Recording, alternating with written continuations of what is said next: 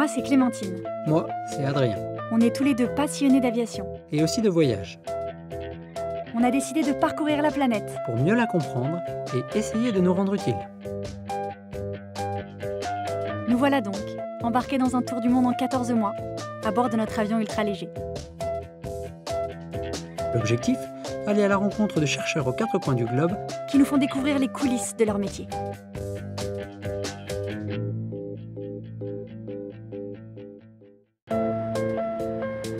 Aujourd'hui, nous nous rendons au sud-est de l'Australie. Nous allons rendre visite à Wayne, un paléontologue du muséum de Melbourne.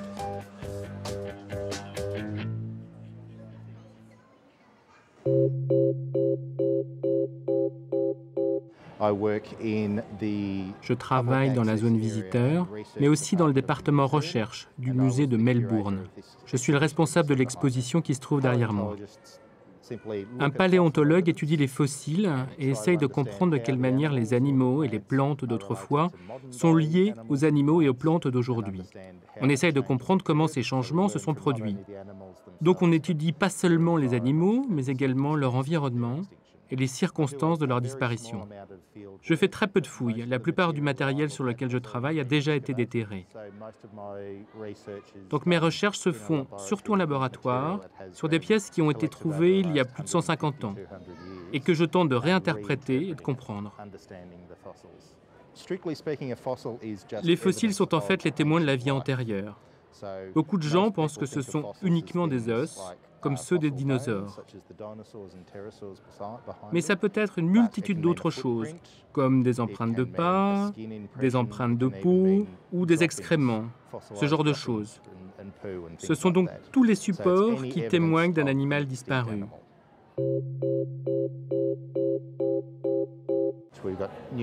On utilise des nouvelles technologies pour analyser les ossements.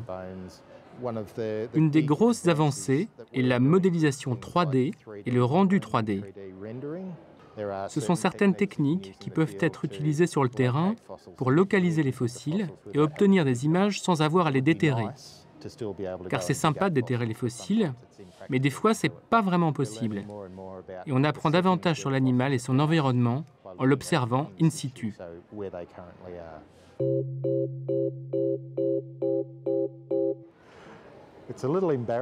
C'est un peu embarrassant en fait. Ça vient d'un film, Jurassic Park.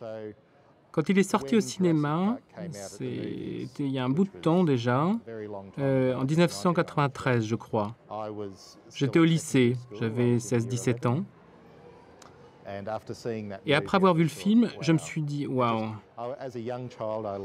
J'adorais les dinosaures et les fossiles à cette période. J'étais passionné et ce film est arrivé au bon moment pour me dire que je pouvais travailler dans ce domaine. C'est comme ça que ça a commencé.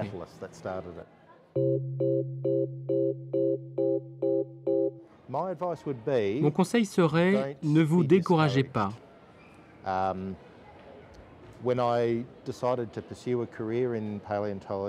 Quand j'ai voulu faire des études de paléontologie, beaucoup de gens me disaient que c'était fantasque et puéril. Mais il y a énormément de travail à faire en paléontologie. Ce n'est pas juste étudier comment gratter la surface des fossiles, mais essayer de comprendre ce qu'ils peuvent nous apprendre. Donc ne laissez pas les gens vous dire qu'il n'y a rien à faire dans ce domaine. Restez sur vos positions. Si les dinosaures vous intéressent, devenez paléontologue.